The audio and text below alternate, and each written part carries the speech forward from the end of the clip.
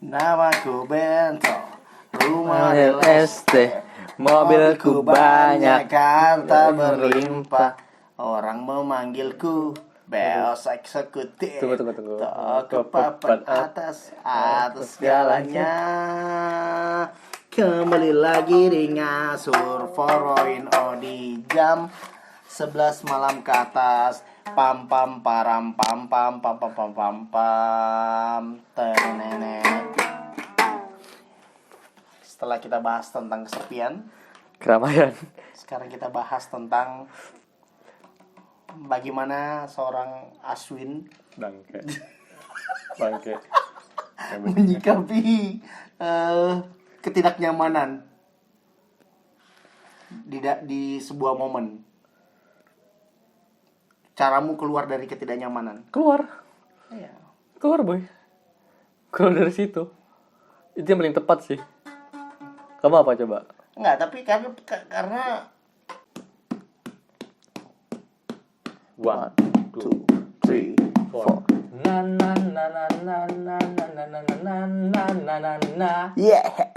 Na na na na na na na na na na na na na na. Wuhui, Ramadan telah tiba. Artinya Ngasur ada tuh kalian. suka. Obrolan tanpa arah. Makanya Nontonnya ngasur sajalah. ada kami berdua. Yang kenal Mulai dari SMA. siapa? Pastinya Aswin Ruhman. Bahasnya Tema yang semaunya. ngasur. Ngasur. Mari nunggu sahur. Sahur. Gabung dengan kita. Kita Ceritalah saja. saja. Ngasur. Ngasur. Mari nunggu sahur. Sahur. Gabung dengan kita. Kita. Ceritalah saja. Pam pam param pam pam pam pam pam pam pam param pam pam pam pam pam pam pam. Tenenet net. Yeah. Banyak juga orang yang masih belum bisa masih terjebak di situ, Win. Oke, aku tahu. Karena orang Indonesia, boy, rasa tidak enakan. Oke. Boy, aku tuh salah satu orang yang kalau kegiatan dulu ya di Pramuka ya, kalau ada acara-acara besar tuh biasanya aku tuh disiapkan bangku paling depan lah. Yeah. Minimal kedua. Dan aku jujur aku nggak nyaman, boy. Aku selalu nggak nyaman dengan posisi di mana aku tuh harus formal gitu nah. Kamu terjebak kan di situ? Ya terjebak di apa ya, di sebuah yang formal, walaupun di sisi lain ya sudah jadi keharusan aja atau kewajiban aja kamu ada di posisi itu, karena kamu tidak melambangkan dirimu secara personal tapi tentang tanggung jawabmu atau jabatanmu lah. Aku sering kabur, boy. Tiba-tiba izin pipis ke belakang. Ya udah, aku ke belakang peserta tuh upacara besar misalnya ada panggung besar di sini, kami duduk di atas, peserta tuh di belakang sini. Nah, aku tuh izin, boy, putar ke belakang. Aku tuh justru duduk di belakang gitu, beli es, makan pentol, sambil ngobrol sama teman-teman peserta. Apa yang kamu rasakan? Tempatku bukan di atas. Oke. Aku nggak suka di atas. Aku nggak suka sesuatu hal yang terlalu formal, karena itu membatasi aku. Walaupun sebenarnya selalu bertabrakan sih, boy. Kadang-kadang anggota aku, teman-temanku juga nggak boleh gituin. Iya. Nggak boleh. Itu maksudku. Kamu nggak boleh melambangkan, kamu tidak sedang mewakili dirimu sendiri di sini, tapi kamu mewakili lembaga yang kamu naungi. Iya sih, aku bilang betul sih. Tapi jiwa ini rasanya kayak bergejolak ya. anjay, aku nggak bisa, coy. Aku nggak suka. Makanya aku sering dicariin sih. Kalau acara-acara besar gitu, kadang-kadang ditelepon. Mana kamu kok nggak duduk di depan, dicariin loh. Karena ada alasan dari pertanyaan di awal ini. Pada akhirnya akan muncul pertanyaan baru. Betul. Pertanyaannya, sejauh apa sih kamu bisa merelakan keegoisan dirimu untuk memenuhi kebutuhan atau kemauan orang lain sebenarnya. Contoh, aku kasih mudah ya. Tadi aku nonton video Radit. Dia bahas jangan jadi penulis seperti itu. Nah, dia point of view yang aku dapat intinya, kamu nggak bisa semaunya di tulisanmu, ikutin egomu. Pada saat kamu udah sampai ke penerbit, mau diterbitkan, ya kamu harus siap untuk menerima penolakan, revisi. Nah, berarti apa? Berarti kamu harus menekan egomu kata Radit. Jadi kita ini kan nggak sedikit ya, bahkan mungkin kita kadang merasa kita benar sehingga kita ego, kita muncul dan kita merasa ya udah yang paling tepat kita lakukan adalah apa yang kita yakini itu benar. Meskipun sebenarnya kesimpulan nyata sebenarnya itu nggak benar gitu loh, yang kita lakukan nggak benar. Nah, gimana caramu untuk supaya menekan ego ini? Kalau kamu gimana? Kalau aku termasuk orang yang dari awal memang saat percaya gitu loh. Aku itu terus orang yang percaya keputusan bersama itu mutlak gitu loh. Oke. Kayak gitu. Dan bahkan seandainya hari ini aku dapat wewenang atau tanggung jawab, sebenarnya aku punya hak prerogatif ya untuk menggunakan aku itu. Tapi aku tetap merasa hari ini kita jalannya bareng-bareng nih. Iya. Ya, beda kalau kerja individual ya. Iya. Ini kita kerja bareng-bareng. Ya udah, mau nggak mau, siap nggak siap, kalian harus kulibatkan. Supaya apa? Supaya aku bisa menerima banyak referensi, seminimal-minimalnya kita bisa menggabungkan kesepakatan ini supaya jalannya bareng-bareng. Jadi bukan jalan berdasarkan atas kemauanku, tapi jalan berdasarkan atas kemauan bersama dan kepentingan bersama. Kolektif kolegial lah ya. Iya, betul. Iya, itu sih yang Gitu. sering dinaunkan. Itu yang aku lakukan biasanya. Nah iya, sama sih boy sebenarnya. Di tahun-tahun awal waktu itu aku kebanyakan ngasih makan egoku sendiri. Ini aku. Kalian harus paham tentang diriku. Oke. Itu 1 tahun tuh, awal tuh 2016 aku ingat banget tuh, panas banget tuh masih. Oke, sama deh pasti ada di fase Iya, itu. badanku panas banget gitu maksudku. Iya. Banyak hal yang mau kita lakukan kan, kita lagi siapkan gitu loh. Aku pokoknya harus di depan terus. Tak bisa, aku harus di depan. Semuanya harus sesuai yang kita ini kan lah ya. Harus Patronnya lah ya. Iya, harus profesional, proper, enggak boleh ada kesalahan sedikit pun. Anggota juga dikasih sedikit pemahaman. Kamu harus paham ya. Aku cuma kasih jentikan lototan dikit. Oh ya, kamu harus ngerti mau ngapain. Itu ada hari di tahun pertama dan goblok. Iya sih. Jadi bodoh, boy. Hmm. Di situ aku mulai sadar gitu. Nggak bisa teori-teori gini. Nggak bisa ilmu-ilmu yang dikasih kakak-kakakku nih tentang bagaimana cara mengelola sebuah mekanisme organisasi supaya terlihat proper, siap dan bisa menjalankan semua tugas dan fungsinya secara benar. Nggak bisa bilang. Ya pada akhirnya gitu. Dan aku sudah mulai sadar bahwasanya ini bukan aku. Oke. Dunia aku tuh bukan dunia formal-formal Iya. tai kucing begini. Iya. Penyakit ini. Ya makanya mulai aneh di tahun kedua, ketiga itu mulai aneh, Penyelesaiannya butuh Iya. penyelesaian. Aku butuh penyelesaian waktu itu lama, boy. Lama. Setahun tuh lama menurutku. Yang menyadarkan kamu bahwa kamu terlalu Aku jadi pujungan. oke. Aku mau tampil di depan terus. Dapat aku poinnya. Pokoknya aku mau tampil, boy. Iya. Pokoknya harus tampil, harus Iya. paling Iya. harus paling kakak gitu dah. Kakak. Orang tuh kalau bisa hormat begini hormatnya lah, saking hebatnya. Kalau Jamal bilang paling patron ya. Iya, paling itu Jamal tuh. Tapi boy, Eh. terus kamu menyikapi, ini kita ngomong ini ya, dampak yang muncul. Kamu menyikapi orang yang nggak mau kalah. Tahu nggak sih, kamu udah keluar. Aku sepakati dulu deh statementmu. Kalau aku juga pernah di fase itu, setahun menjabat lah, dan itu menurutku hal berproses semua lah. Karena awalnya kita punya kepentingan individu, jadinya melihat lebih luas. Ternyata kepentingannya nggak bisa cuma individu, apalagi kita pemimpin banyak orang, ya bertanggung jawab atas semua keputusan orang juga gitu loh. Nah, setelah itu kan pasti muncul tuh dinamikanya. Salah satunya adalah kita melihat orang yang seperti kita dulu, yang bertahan akan egonya, dan bodohnya dia tahu salah, boy. Ada kan, pasti kan punya teman yang dia tahu salah, tapi dia udah mendebat aja. Padahal dia bodoh, boy. Iya. Dan kalau kita misalkan kita nggak herani, kita terkesan jadi sampah. Kalau kita herani, kita terkesan jadi orang bodoh. Terus salah. Gimana kamu menyikapi, boy? Karena aku punya orang yang kayak gitu, boy. Ada gitu. Sama sih, boy. Karena aku dulu merasa aku mungkin begitu juga. Oh, dia lagi mau menunjukkan dirinya. Kita kasih makan aja egonya. Oke. Itu sih, boy. Akhirnya hari-hari ini aku kalau ada orang yang mau tampil ya, udah silakan gitu. Mungkin ini giliranmu untuk belajar supaya kamu tobat gitu. Soalnya aku sudah sadar itu fuck lah, aku bilang jadi tidak jelas. Banyak yang berhasil atau banyak yang gagal? Yang gagal sih biasanya nggak sama sekali sudah berhenti. yang berhasil bertahan dan dia lebih shuttle aja hidupnya, lebih tenang. Ada 2 jadinya boy, kalau dia gagal keluar. Tapi ini sampai akhir loh dia. Oh jadi konsisten. Walaupun habis itu memang udah nggak pernah dipakai. Konsistennya bodoh kan, bodoh konsisten. Bodoh, maksudnya memang nggak mau kalah boy.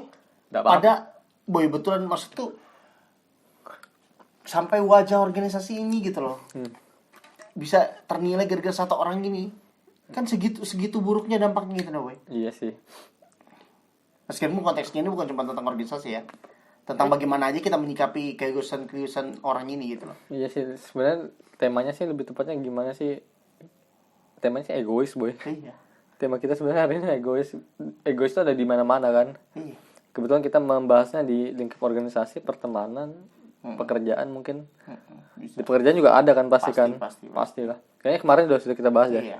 Tentang idealisme yang pada akhirnya diperjualbelikan supaya aman aja di hari itu, di bulan itu. Mau dibahas lagi? Tidaklah, tidak maulah. Tapi menurutku apa ya, orang-orang kayak gini tuh kayaknya akan selalu ada boy. Iya, di sepanjang perjalanan kita. Dan ini apa ya? Ini hal lucu gitu loh. Kalau sekarang itu semua bisa kita tertawakan kan, gitu loh. Aku bahkan pernah di tahap menyesal boy. Misalkan gini, udah terlalu show off ya orang ini ya. Capek boy, ku gunakan hak prerogatifku. Nggak aku dengari boy. Istilahnya kalau ada palu sidang tuh ketok palu aja. Aku tuanya di sini. Ya udah itu kayak itu sudah kayak udah pasrah dah. Karena itu udah raja terakhir, karena udah berpikir aduh nggak bisa orang ini dikasih tahu. Masa gini boy, kalau ada orang yang suka berdebat atau suka suka menyerang opini kita, nggak setuju, selama itu argumentasinya jelas, substansinya jelas, logikanya masuk, oke. Tapi kalau sudah anak-anaknya yang bermain, yang kemauannya ingin dituruti, tapi tidak berpikir masalah keputusan bersama, kayak maksudnya kamu bisa ya berpikir cuman kayak ini maumu, tapi tidak pernah berpikir bagaimana teman-teman yang lain bisa nggak ngejalanin. Nah, itu menurutku sudah hal fatal sih. Soalnya aku juga boy, tapi apa ya, skemanya beda aja. Kalau orang-orang kayak gitu aku sih jarang nemuin ya. Ya, kebetulan ada. Kebetulan kalau di tempatku dulu cukup dewasa semua untuk bisa gitu. Palingan apa ya, kalau pendapatnya tidak bisa diterima, dia diam aja. Diam, nanti ngedumel sendiri.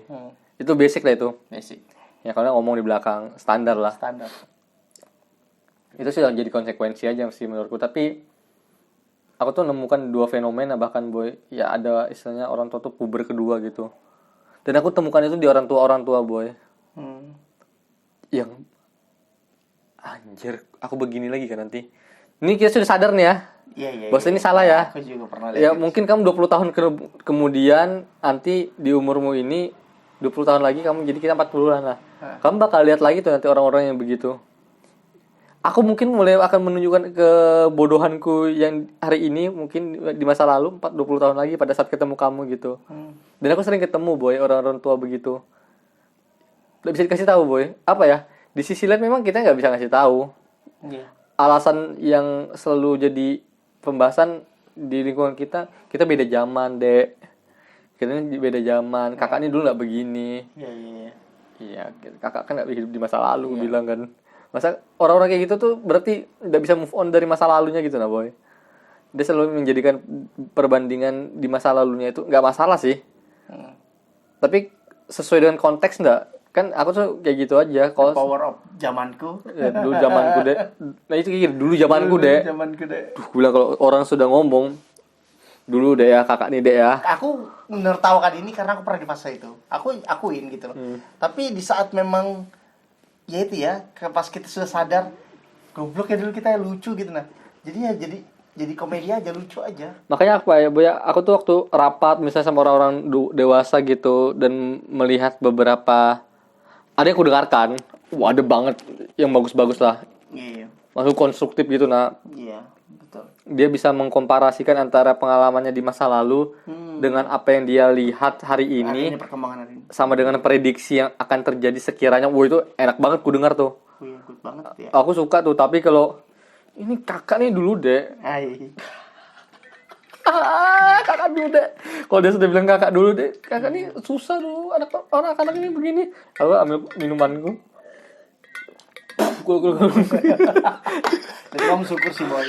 Syukur kamu nggak melihat temanmu itu mencoreng, bukan temanmu ya, mungkin bisa jadi bukan teman-teman, mungkin partner segala macam, itu mencoreng nama baik yang lagi kamu bangun hanya karena keegoisannya dia, kayak ngomong tanpa berdasarkan Iya. gitu loh. Makanya aku cukup sedih sih kalau masih ada orang yang masih kekeh mempertahankan argumentasi tapi yang tadi nggak sesuai, nggak ada substansinya, tidak konstruktif yang kamu bilang tadi. Ya ini apa ya, kebebasan bicara sih bebas, boleh gitu. Tapi kan bebas itu juga sebenarnya nggak bebas gitu loh. Kalau bebas nih bebas semaunya, ya udah nggak benar tuh arti bebas gitu loh. Oke. Nah, itu loh, aku lebih kepada itu sih sebenarnya ingin aku sampaikan. Aku sih kayak gini sih, boy, yang sering aku pakai ya. Nggak apa-apa ngomong sembarangan, tapi dalam ruangan ya. Tapi pada saat sudah jadi sebuah kesimpulan, ini jadi kesepakatan bersama gitu. Kamu boleh nggak suka, tapi kamu belain habis-habisan. Dan jangan pernah katakan sebenarnya saya nggak sepakat dengan ini, tapi karena keputusan rapat, tak gitu sayang. Bilang tak gitu teorinya. Jangan pada akhirnya kamu menyepakati sesuatu hal, tapi di sisi lain kamu cari aman gitu nah. Dengan mengatakan sebenarnya saya nggak mau ini. Iya. Tapi saya disuruh karena kesepakatan rapat, jadi saya harus membela. No, enggak. Jadi nggak paham esensi aja bahwa keluar ruanganmu kamu sudah jadi satu lagi. Iya, itu maksud aku. Jangan dibawa lah ya. Kalau mau habis-habisan di dalam dulu. Di dalam aja benar. Iya.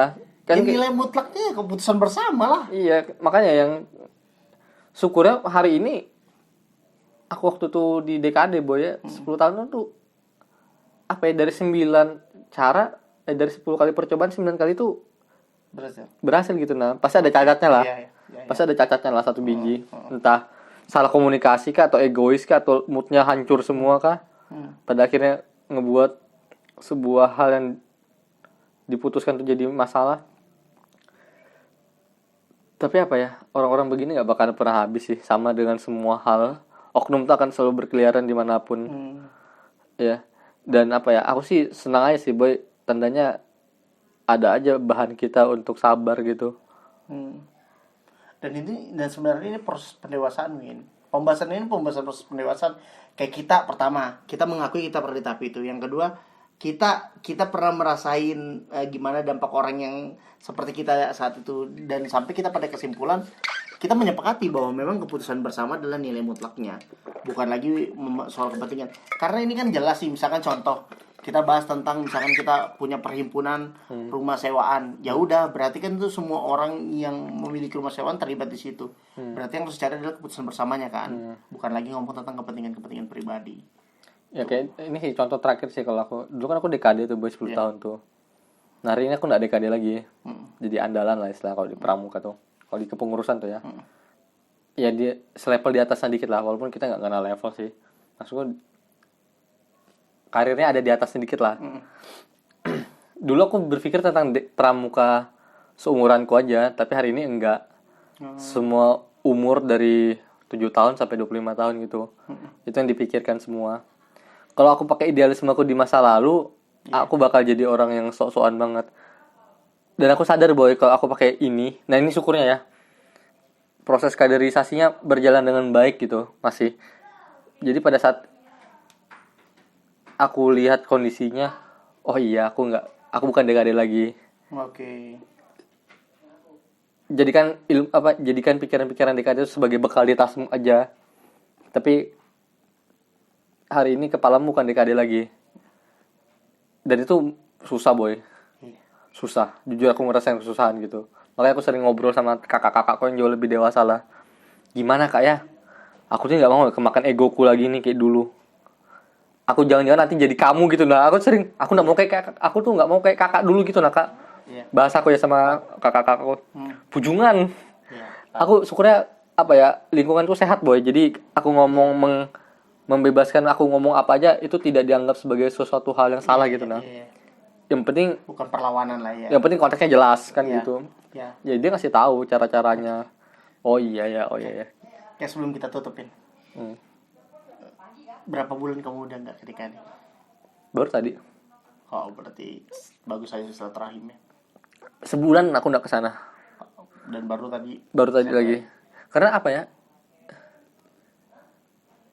Karena mungkin sudah lama boy. Jadi apa ya? Aku tuh tapi ada merasa nggak ini, ada perasaan kayak gini nggak? kangen Sungkan, kan? nggak bukan sungkan. Sungkan. Ya kan? Pasti. Karena kita udah nggak merasa udah nggak di sini. Semua Kita lain dikit lagi nyetir. kalau di DKD ku tuh semua pura-pura DKD ku tuh boy, yang di atasku. Kalau mau masuk ke ruangan DKD dulu kan aku tuh buka masuk keluar masuk, tapi hari ini aku buka, bukan orang-orangku lagi gitu. Nah, walaupun aku kenal mereka semua. Oke. Apalagi kakak-kakakku yang pendahuluku ya, nggak mau masuk. Ya, itulah Nggak mau masuk. proses dinamika. Nggak mau masuk. Gue bilang, coba masuk kak. Enggak. Gue bilang, di luar aja kita.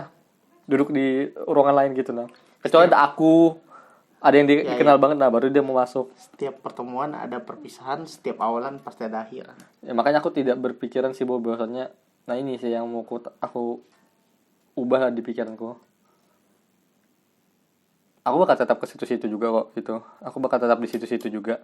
Walaupun aku tidak jadi apa-apa lagi suatu saat nanti di sana, toh lingkungannya masih di Samarinda, orang-orangnya aku bisa ketemui. Teman-teman DKD ku hari ini, ada adik DKD ku hari ini masih sering kok aku ketemu, hanya sekedar ngopi, olahraga bareng atau apa. Jadi ruangan itu bukan satu-satunya tempat untuk bertemu gitu nah. Ya, betul, karena untuk merasakan harmonisasinya nggak perlu kita kesana loh. Iya. Cukup ketemu di luar. Loh, kamu kan bisa manggil, kamu kan Iya. kayak kemarin Itu kemarin yang kan? kalau Iya kan? Kalau kamu nggak bisa punya, nggak harus aku ke rumahnya mereka. Kalau aku bisa manggil salah satu di mereka untuk cari tahu gimana kalian aman-aman aja, baik-baik aja, udah itu sebuah kayak sudah kesenangan gitu. itu sih intinya. Karena sampai hari ini mungkin aku bisa dibilang aku satu-satunya orang yang masih dihubungi mereka dalam artian mereka merasa kepedulianku itu gitu. Jadi apa ya, aku tuh juga nggak suka sih terlalu mengkultuskan atau mendewakan sebuah tempat, momen, ruangan itu. Iya sih, kalau dilihat sih ada kenangannya banyak. Tapi maksudku bukan satu-satunya kok. Itu hanya salah satu potongan dari banyak hal yang ada di dunia ini. Mantap gitu lah kita. Oke, mantap Win. Ya, boy. Lama boy. Iya. Hate. Terus dipotong ini.